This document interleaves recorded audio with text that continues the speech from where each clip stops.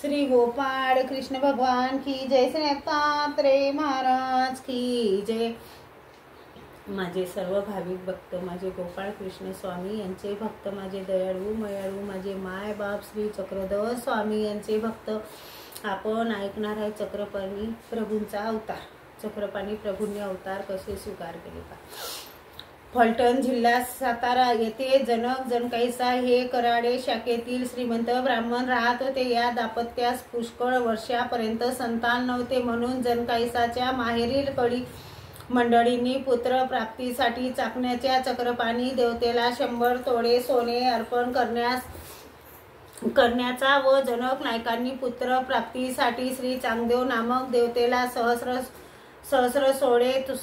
तोडे सोने अर्पण करण्याचा नवस बोलला। या नवसानंतर काही दिवसांनी हे दोन्ही नवस फळाला आले आणि या ब्राह्मण दाम्पत्याला सुमारे शेके 1062 मध्ये आश्विन कृष्ण पक्ष 9मीस पुत्र झाला। तो चक्रपाणींच्या कृपेने झाला, म्हणून जनकैसाच्या माहेरील कळी मंडळींनी मुलाचे नाव श्री चक्रपाणी असे ठेवले।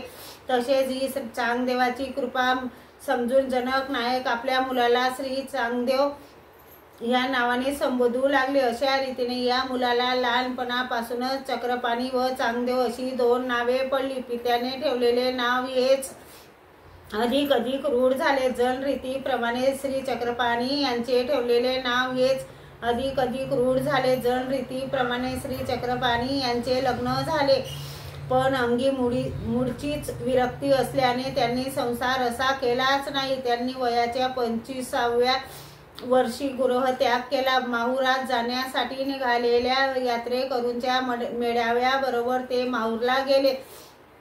तेथे जाऊन त्यांनी श्री दत्तात्रेय प्रभू पासून ज्ञान शक्तीचा स्वीकार केला व तेथे 6 महिने राहिले।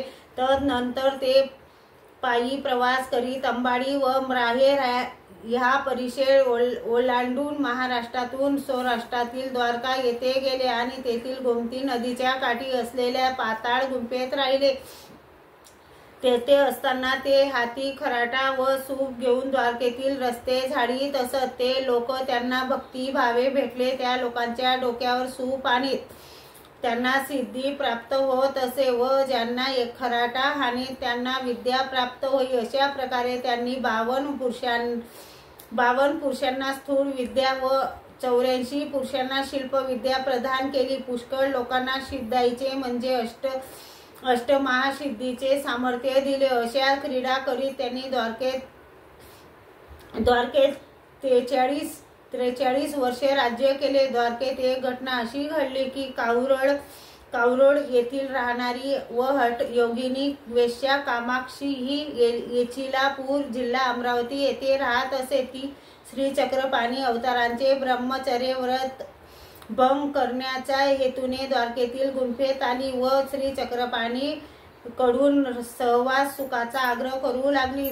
श्री चक्रपाणी महाराजांची ब्रह्मचर्याची प्रवृत्ती असल्याने त्यांनी कामाक्षीस नकार दिला। शेवटी कामाक्षीने चक्रपाणींच्या गुंफेत प्रवेश करण्यासाठी एक पाय दारात ठेवताच श्री चक्रपाणींनी तिला श्री दत्तात्रेय महाराजांची शपथ घातली। त्यामुळे ती तशीच गुंफेच्या दारात 7 दिवस प्रेम याचना करीत उभी राहिली।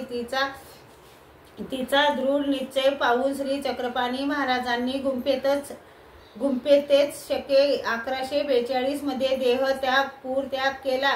त्याच प्रसंगी गुजरातेच भडोस येथील विशालदेव प्रधानाचे पुत्र हरिपाळ देव यांचा मृत्यू झाला होता। त्यांच्या मृतदेहात श्री चक्रपाणी महाराजांनी प्रवेश करून हरिपाळ देवांच्या पतीत देह स्वीकारला। या घटनेमुळे श्री चक्रपाणी महाराजांची द्वारकेत निद्रा प्रवर्तली। तेव्हा ते भडोसहून गुप्त रूपाने द्वारकेत आले। त्यांना पाहून तेथील महाजनांना अपार आनंद झाला। त्या मंडळींनी श्री चक्रपाणी महाराजांना शृंगारलेल्या हत्तीवरून गावात मिरवले। ती वार्ता ऐकून कामाख्या हट योगिनीस आश्चर्य वाटले।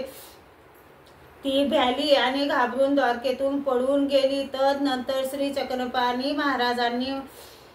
चक्रपाणी महाराजांनी महाजन मंडळींची आज्ञा घेतली व ते पाताळ गुंफेत अदृश्य होऊन परत गुजरात येथील भडोस येथे आले। श्री गोपाळ कृष्ण भगवान की जय।